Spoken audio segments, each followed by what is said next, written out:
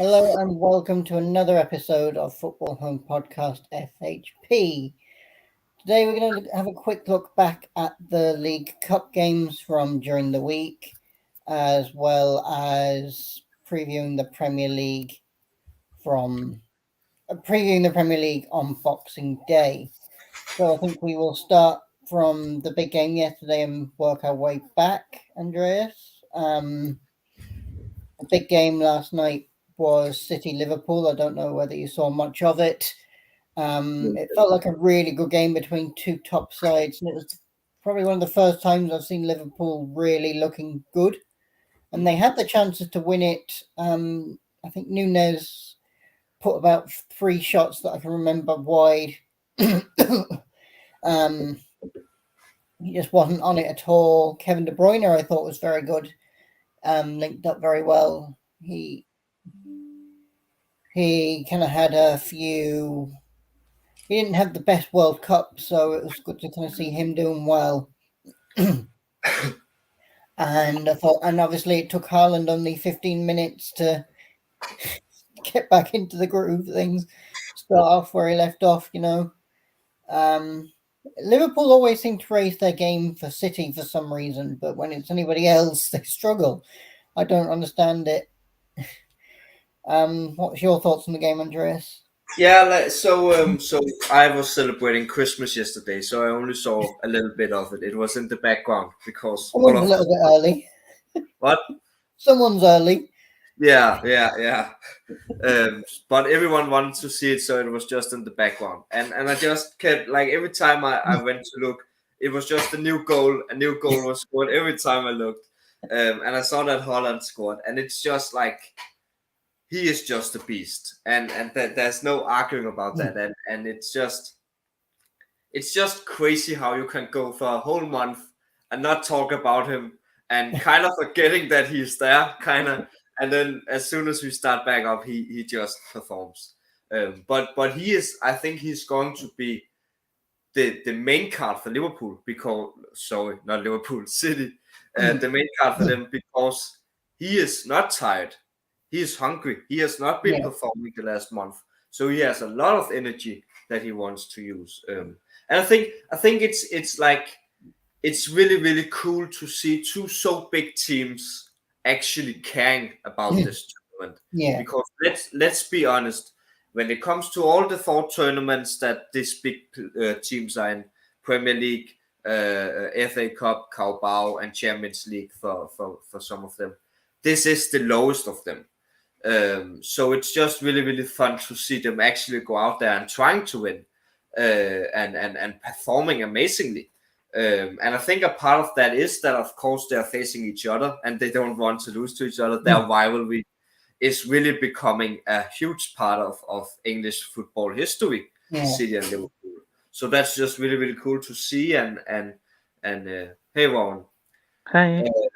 Hello. So yeah, that's just really, really cool to see that rivalry going on. And at the end of the day, I just feel like City is just that stronger. Again, Liverpool performed very well, as you said, but City is just on another level, and I think that's every team in the entire world right now, where City is just that little bit above them.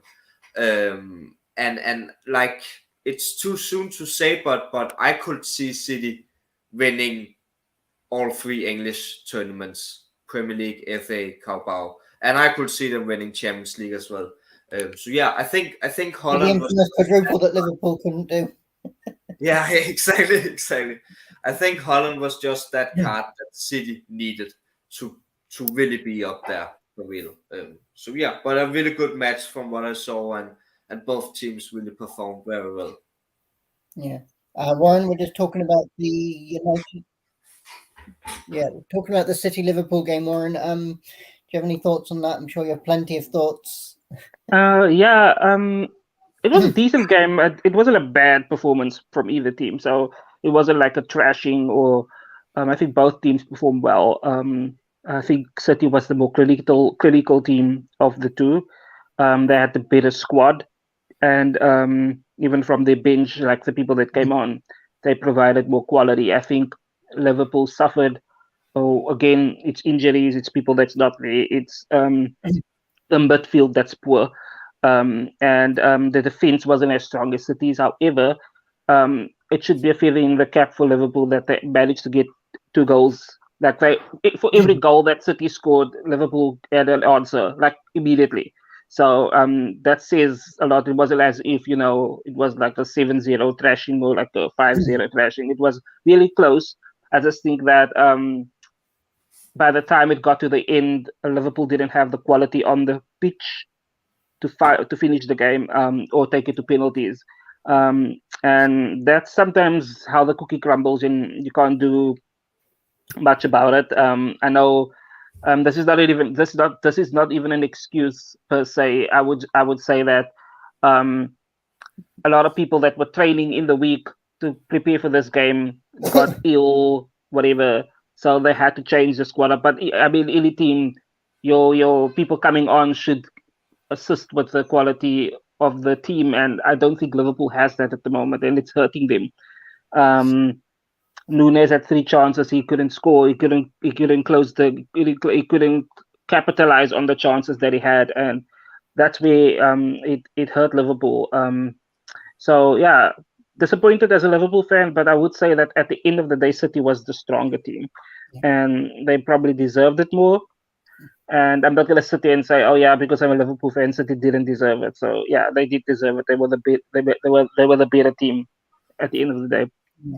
You're talking there. Do you feel like Liverpool have a lack of strength in depth in the squad?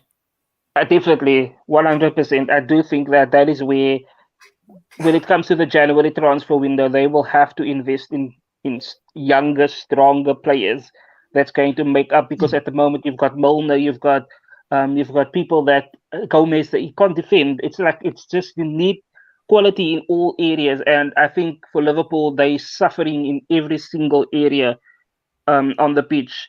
Back, in the middle, in the front, they are suffering. They don't have Jota, they don't have Diaz, they don't have Firmino now, they don't have the midfield. It's aging, it's becoming stale. Defensively, I mean, Matip was there and all everything, but I would have played Konate, played Van Dijk, but obviously they were rested because of the World Cup. So I think in all areas there needs to be improvement. Otherwise, Liverpool has to play for 4th spot on the Premier League, and even that is a reach, because I don't even see them beating Real Madrid in February, to be honest with you. So it's looking pretty dim right now. Yeah. It feels like there's a lot of dead wood in that Liverpool team right now. There's a lot of players that just aren't good enough at the moment to be in that Liverpool team that can compete at the highest level. A lot of players kind of that maybe a little bit past it, or players that just simply aren't good enough. Yeah, I think it's a clinical thing. I think it's where the team isn't clinical enough, and they don't have the players on there. They've got the experience. They've got the experienced players there, but then you get Klopp that makes the changes at halftime. It takes off the one guy that scored and puts on, Oxlade-Chamberlain that hasn't played like 3 games this whole season. So I mean, it just doesn't make sense. So I don't know what's happening in the Liverpool camp. I don't know what it is. I don't think, maybe they didn't view this as an important cup, but I mean, come on now, it's Liverpool. So it's difficult as a fan of football, and as a fan, Liverpool is one of those teams where even if you are a rival, you still, fear to go to Anfield, you still fear to play them. And I think a lot of teams don't feel that way now because of the quality of the team that's not there. Yeah. And Nunes obviously struggled last night. Is it kind of trying to find his best position? That's the issue at the moment. I know that Klopp talked about Firmino being a big miss because he can go back and help with the defence, that maybe when Firmino's back, him and Nunes can link up well as a front. I think I get what you're saying. I get what you're saying, and I get what a lot of people are saying, but I do feel like some people are being very overcritical, because not every new signing is going to be like a Diaz that fits in like a glove immediately and plays with the team like they played, like they've been training together for years and years and years. Some people, it takes time to get used to it. And I think with Nunes, because of people already had this, rivalry between Nunes and Haaland, and who's going to get the most goal scores, and now the pressure's on that he has to perform because Haaland is performing, which I feel like it's not fair. I feel like you need to give the guy a chance. He's barely been there a couple of months, and some people it just takes longer. Look at Aubameyang from Chelsea. He's not performing like he fits in like a glove, and you get other people like Jesus. At the beginning he was doing well, and now he's like on a drought with Arsenal. It's the same thing. It's going to take some time with certain people. So I feel like, yes, they need to find out where to play him best, and I do think he plays better when he's down the middle, and he gets the assists from Salah and Carvalho and those people. I don't think he should play on the sides or on either the left or the right, because he always passes the ball like wide, and I just think it's a thing that they need to figure out. And I don't know if it's the language barrier or what it is, but I just think that there's something communication wise that they need to sort out, and they need to figure out where to play him. But I do also feel like he needs time. People need to stop being, oh yeah, he needs to perform because Haaland is performing. It's a stupid analogy. So yeah, it was just, there's some games where he scores like 3-4 goals, and then there's games where he doesn't. Then every striker goes through that. There's games where Haaland doesn't score, so and he doesn't get the brunt that Nunes is getting from the public. So it's just one of those things. That's my opinion. Andreas, I can see you want to say something. Yeah, I think when it comes to the whole Nunez thing, I can see that our friend Richard is talking about it in the comments. I think with the whole Nunez thing, to me, it's like there's two sides to this, because as Warren said, trying to compare him to Haaland is the most unfair thing you can ever do. Like, it's not even comparable at all. Haaland came from Dortmund, one of the biggest teams in the world, the second best team in Bundesliga, one of the absolute best leagues in the world. Nunez came from Benfica, a great team in Portugal, but it's not on the level of Dortmund. So already there, Haaland has more experience. He has been embedded in bigger teams, all this kind of stuff. So you can't compare those two signings at all. It's on two very different levels. It's on two very different teams, and it's two very different reasons for why they got signed. So you can't compare that at all. But I think the question with Nunez, and I also completely agree with Warren, that it takes time. Like, he has been there for 3 or 4 months, half a year at best. So I completely agree with that. I think the question just is if Nunez will ever get there. And I get that people are worrying about that. I get people are thinking, will he ever get to that level where he will perform every time? Because right now it's very, very inconsistent. And I don't think he will, but time will tell. And I think at this point, it's completely fair to say, okay, he still has time to improve. It's not weird that he's not a top star yet. It will take time if he will ever get there. But I think the really worrying thing is that, will he ever get there? And again, don't think he will, but I'm not ruling it out at all. And I think only time can tell. But that he is not performing right now, I don't think is weird at all. It takes time. He's very young. So yeah, nothing weird in that. The more worrying thing is, will he ever get there? So yeah. Warren, do you feel like Liverpool kind of raised their game for Man City? Like, whenever they play City, they seem to perform better, and they have had a good record against City this season. But then when it comes to the other teams, they just seem to struggle for whatever reason. I feel like they kind of seem to raise the game, especially for City, for those big games.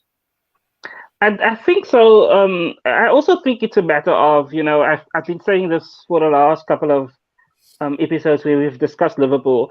You need to remember that Liverpool played every single game of the last season, and to expect the team to come in and be guns a-blazing again, these people are not robots. They're human beings. So there's going to be the after effects of it. So I think that is what's happening with Liverpool right now. I think they are just feeling the brunt of a very taxing previous season, and their players are suffering as a result of it. And what needed to happen in the last transfer window was compensation should have been made for it, and I don't think the right people were signed. I'm not saying that Carvalho and Nunes are bad signings, not at all. They've proved that they can be assets for the team. but do they step up against bigger teams like Newcastle and City? Yes, but I don't think that they view other teams as walkovers. I don't know. I don't know how to answer that question, to be honest with you. Yeah. Okay. I wish I had the answers. I do. I wish I knew what was going on. Because as a Liverpool, like as a Liverpool supporter, it's frustrating at this moment to watch them play. It's really frustrating to see them concede goals after goals and then win some matches and then go back into a slump, and it's difficult. Yeah. We'll move on and we'll go and talk about the United game against whether they played the other night. I can't remember. Burnley. Burnley, yeah, that's it. In a Lancashire derby.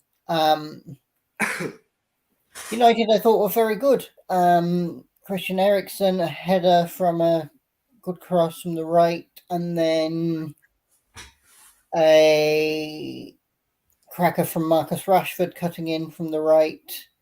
It seems like he's starting to. I think we kind of talked about him a lot over the World Cup and how he's kind of forming, and he's had a decent start to the season. I think now is the time to kind of start showing his potential and what he can really do. And I think this is his chance now to kind of get himself and realize the potential that he's had for such a long time. Warren, do you have any thoughts on that? Yes, I definitely think that Marcus Rashford is one of City United's biggest assets at the moment.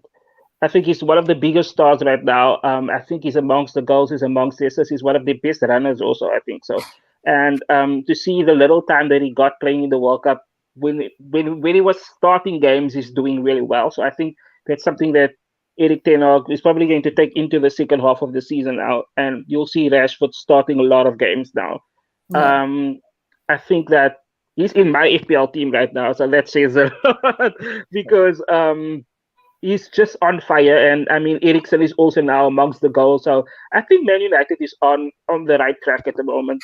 I think they can't do anything wrong at this moment. So there's just crucial games that they need to now win when it comes to like the big teams like Spurs and those people. Like I just think that if they continue on this track that they're on, and Ten Hag making the right choices when it comes to squads and who to play and who not to play, I think he's doing a great job. He's one of the best managers that they've had since I can remember now. I mean, but regardless, people were also worried about what was going to happen now that Ronaldo left, and it happened like right before the World Cup, and how it was going to affect the team mentality and the way that they perform. And they've proven it with the last game. I mean, Burnley is a second tier team, but still, Burnley can cause some damage when they want to. And Burnley are top of the championship at the moment. Yeah, so they've got a big chance of coming back to the Premier League next season. And we, but I do believe United is going to be either top 4 or they're going to finish top 5. I believe so, or they will be in the top 4 if they continue that the way they are. But we'll see what happens. But I don't have a doubt that they will continue to perform that the way that they've been doing, because I think they've got the right person in charge right now, who's making the right decisions for the team. And it's not about popularity contests or favoring whoever needs to play. I think Ten Hag is one of those people. If you see something works, he'll continue. He'll start the same 11 over and over and over if it's working for the team. So I think just defensively they're also really, really strong.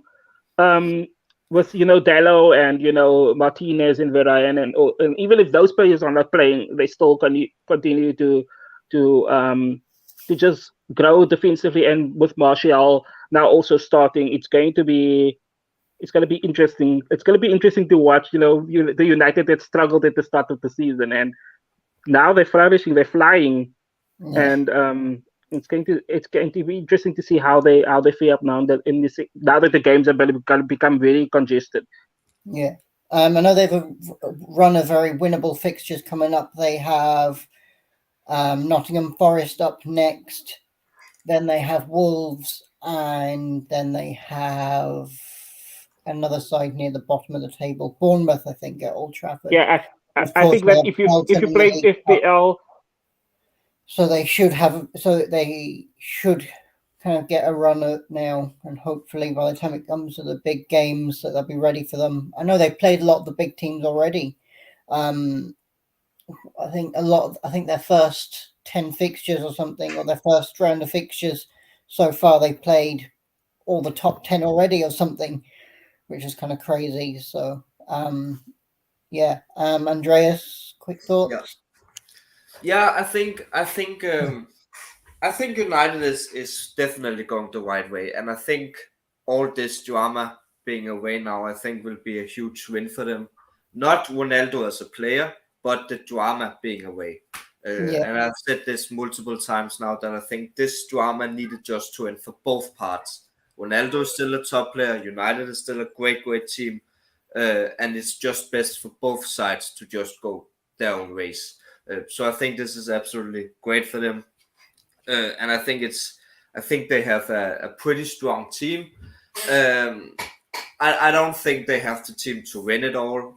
I think top 4 is possible, but I'm not confident in it because I think there's a lot of other teams that will go out in January and get a lot of signings. I don't think United really need or want to do that. But yeah, it's going to be interesting to see with January. Leicester and United are on the right path. That's true.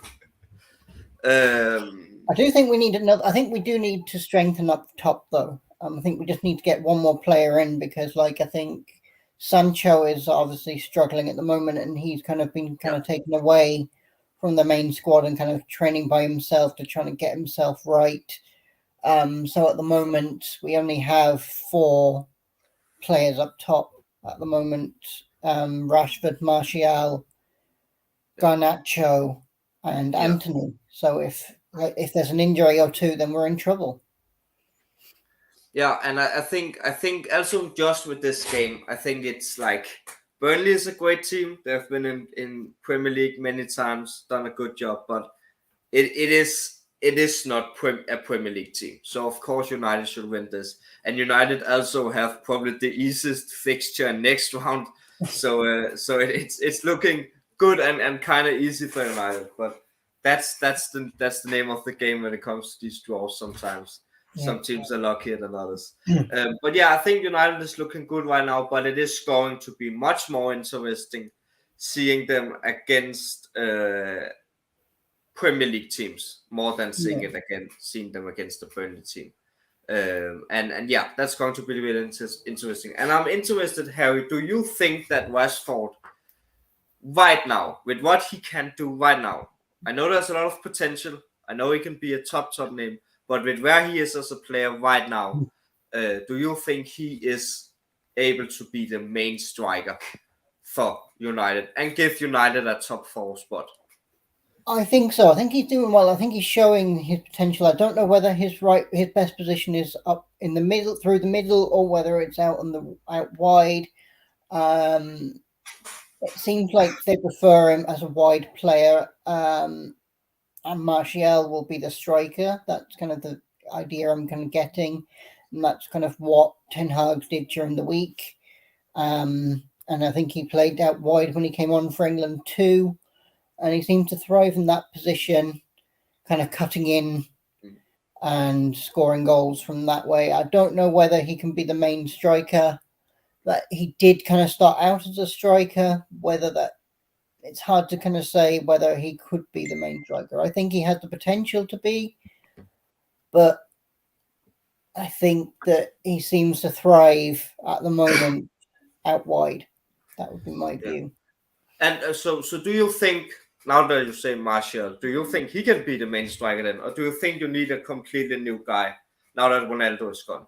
Do you think the team that there is right now, are they strong enough to no, I do think we probably need a better striker through the middle. I'm not sure Martial is going to get us 30 goals a season, 25 goals a season, to be honest. I do not think he has that capability.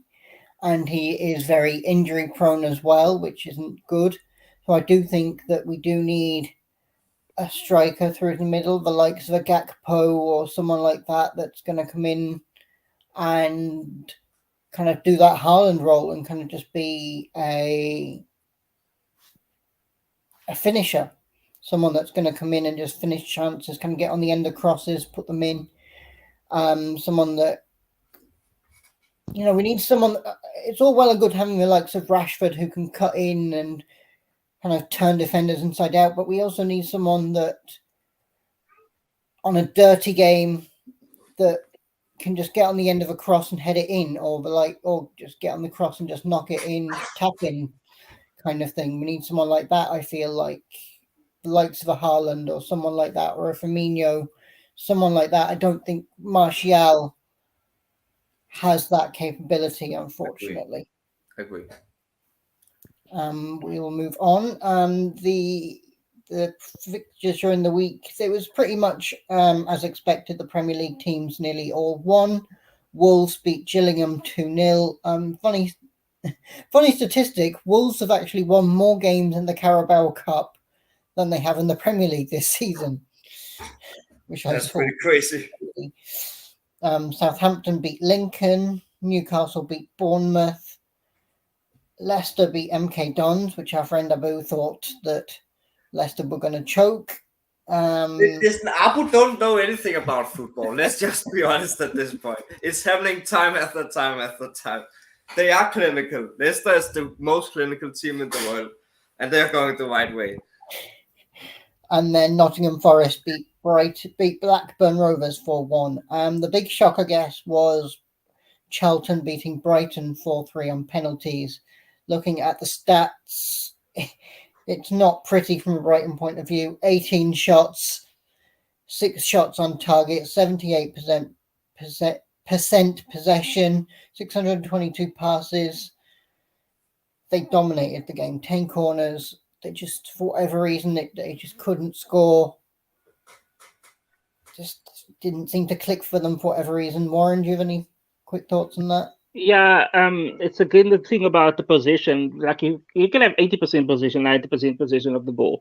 It's what you do with the ball that at the end of the day that's going to determine whether you win or not. And I think the other team, even though they didn't, I think they played very narrow. They played very deep, and the defense were super solid, which means that Brighton couldn't penetrate the defense. They couldn't get a goal in, So there's a lot about the other team. I watched snippets of it, but I was shocked that Brighton couldn't pull it out of the bag. And even on penalties, you would think, with the likes of, Trossard and those people that's there, Pascal Gross and Lamptey and Lallana and all those people, that they couldn't finish the job. And I mean, if like defensively they strong, the other team were really solid. So I don't know whether Man United got the best picture. We'll have to see. You don't think so? I don't know. No, I don't know. I don't have an opinion on it. I'm just saying that lots of people are saying that they got the best picture out of the draw for the quarterfinals, and I wouldn't underestimate, just because the team isn't on the Premier League. I wouldn't underestimate them. Yeah, they're the lowest ranked team left. They're the only team not in the Premier League. They're in League One. Is there a draw you think is easier then? Like, is there something you're in particular thinking you think is easier? Out of the 4 matches that's going to come up? Yeah. I think City against Southampton is pretty straightforward. I mean, they play together. But I mean, there were times at Southampton also last season stopped City twice, so you don't know. It depends on the day. And then I think, what's the other fixture? Wolves versus Forest. Forest has proven that they can beat teams, so I wouldn't say that it's easy. The thing is, on paper, yes, it looks like Man United has the easiest fixture, but come the day that the game is played, then it might not be the case. Yeah. So what I'm saying is just don't count the other team out. And I don't know what the other fixture is. I think it's Newcastle versus Leicester. Yeah. I think pretty much Newcastle has it in the bag, but Leicester can also prove to be very clinical, like Andrea said. Yeah. I'm sure we'll talk about them in a couple of weeks when the games are on. We will, I'm sure, talk about them then. Let's have a quick preview of the Premier League. On Boxing Day, there are some games on the 27th, but we will discuss those on Tuesday, I'm sure. So Brentford, Spurs, Southampton, Brighton, Leicester, Newcastle. That'll be a preview of the quarter-final game. Palace versus Fulham, Everton, Wolves, Villa, Liverpool, and Arsenal, West Ham. Anybody have any thoughts about any of these games in particular, Warren? Any games stand out to you? I have to have a look up. Definitely the Spurs game is going to be interesting against Brentford. With a drama with Tony happening, also it's interesting to see whether he actually plays for them. And if Tony doesn't play for Brentford, then they kind of struggle. And then Arsenal versus West Ham. Is Arsenal, big question mark, is Arsenal going to retain the momentum that they had before the World Cup, or did the World Cup do some damage and stop that momentum? So it's going to be interesting to see whether Arsenal can maintain the lead, the 5-point lead above City. And then definitely the Villa versus Liverpool. It's a new manager for Villa. Liverpool is struggling in the Premier League, so it's going to be. Let's hope it's not a 7-2 beating again. Please just let me not put that into the universe. And again, Leicester versus Newcastle. It's going to be interesting, and that's probably like a snapshot into the future of what's going to happen in the Carabao Cup in January, when the quarterfinals is played. So it's interesting matches, but the Premier League fixtures are always difficult to predict for me. Yeah. I think the season more than ever, it's so unpredictable. So I'm just glad the Premier League is back. I'm just happy it's back to old ways now, and let's see. And there's a lot of matches coming up, so it's going to. And it's what I want to see is who's going to start these matches, because now that the World Cup is over, and how it's going to form part of the strategy moving forward. Fair enough. Andreas, anything really stand out to you? I think Arsenal West Ham is interesting. Really interesting to see Arsenal. Are they still the team they were first half? I think West Ham is also really, what? Especially without Jesus as well. Yeah, and I think West Ham is really interesting to see as well, because that's on the other end. They started really bad. Will they get back to form now? That's going to be really interesting. Villa versus Liverpool. I think Unai Emery against all the big teams is going to be really, really interesting, because he has the experience. He has played against these teams. He has managed some of them. So that's going to be really interesting to see him against a big team like Liverpool. What more? Everton Wolves thing is pretty interesting. Kind of like on the same level. I think those both teams. Everton doing a bit better than Wolves, but it can also fail for them. So that's going to be an interesting matchup. Leicester Newcastle, as Warren said, a preview to the Carabao quarterfinals match. So pretty interesting as well. Palace Fulham. Normally, I would say Palace is always winning this, but Fulham have been amazing this season. So that's going to be an interesting matchup. I think Palace is a pretty decent team as well. So that's going to be an interesting matchup. Like, all of these matches are honestly pretty interesting in each their own way, and that's pretty cool, because some of them are big matches, others are more like they're on the same level, but in every way, all these matches are very interesting. So really interesting.